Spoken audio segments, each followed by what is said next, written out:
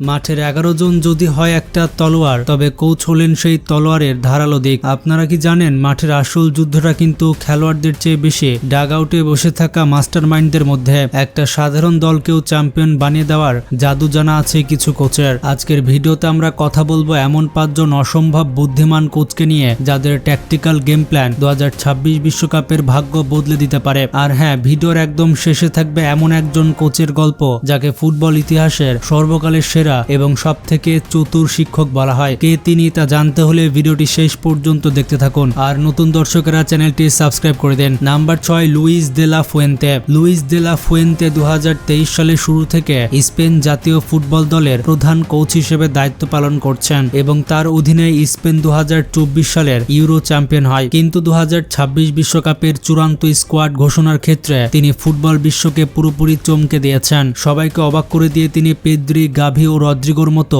স্পেনের মাঝমাঠ ও আক্রমণের মূল স্তম্ভদের স্কোয়াড থেকে বাদ দিয়ে ফুটবল ভক্তদের মনে এক বিশাল রহস্য তৈরি করেছেন। লুইস দে লা ফুয়েন্তে হলেন অত্যন্ত বাস্তববাদী এবং তরুণ প্রতিভাদের উপরে ভরসা করা একজন চতুর ডিরেক্টর, যাকে বলা হয় নীরব ঘাতক কৌশলবিদ। স্পেনের টিকিটাকা ফুটবল যখন গতানুগতিক এবং ধীরগতির হয়ে পড়েছিল, তখন তিনি দলটিতে গতি এবং আধুনিক কাউন্টার অ্যাটাকিং ফুটবলের মিশ্রণ ঘটান। লুইস দে লা ফুয়েন্তের এই নতুন এবং সাহসী দর্শনের কারণে স্পেন ফুটবল দল আবার তাদের হারানো গৌরব ফিরে পেয়েছে এবং 2026 বিশ্বকাপে তারা যে কোনো প্রতিপক্ষের জন্য সবথেকে বড় হুমকি।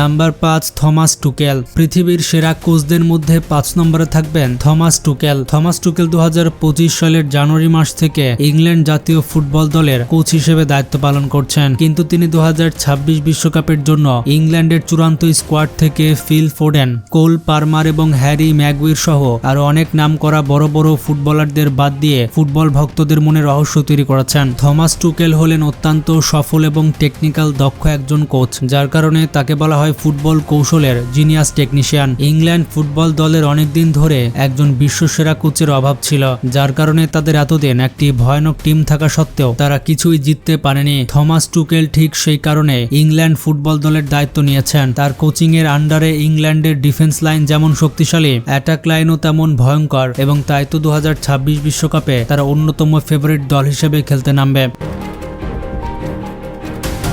Number 4, Robert Martinez.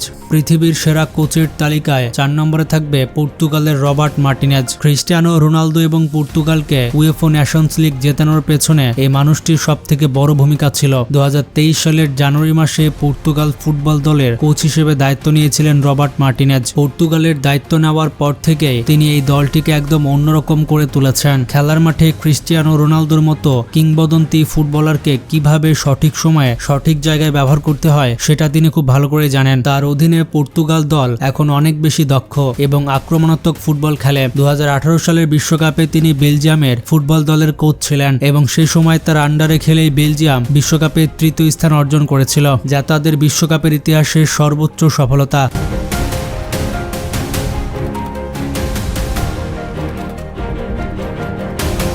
Number 3, Didier Deschamps. আমাদের তালিকায় 3 নম্বরে থাকবে ফ্রান্সের কোচ দিদিয়ের দেশাম। নিঃসন্দেহে এবারের বিশ্বকাপে সবথেকে শক্তিশালী দল হচ্ছে ফ্রান্স এবং এই দলটির মাস্টারমাইন্ড কোচ হচ্ছে দিদিয়ের দেশাম। তিনি ফ্রান্স ফুটবল দলের পুরো ভাগ্যটা বদলে দিয়েছেন। বন্ধুরা, 2018 সালের বিশ্বকাপে ফ্রান্সকে বিশ্বকাপ ট্রফি জেতানোর পেছনে তার অবদানকেও ভুলতে পারবে না। তাছাড়া 1998 সালের বিশ্বকাপে খেলোয়াড় হয়েও তিনি ফ্রান্সের জন্য বিশ্বকাপ জয় করেছিলেন। দিদিয়ের দেশাম তার রক্ষণাত্মক কোচিং স্টাইলের জন্য বিখ্যাত। তাছাড়া ফ্রান্সের এই শক্তিশালী দলের সকল ফুটবলারদের কন্ট্রোল করাটাও কিন্তু সহজ কাজ নয়। খেলার মাঠে প্রতিপক্ষের কৌশলে কোন জায়গায় দুর্বলতা আছে সেটা তিনি খুব ভালো করে বুঝতে পারেন, যার কারণে এই শক্তিশালী ফ্রান্স দলকে ব্যবহার করে তিনি 2026 বিশ্বকাপে যে কোনো বড় দলকে হারানোর ক্ষমতা রাখেন।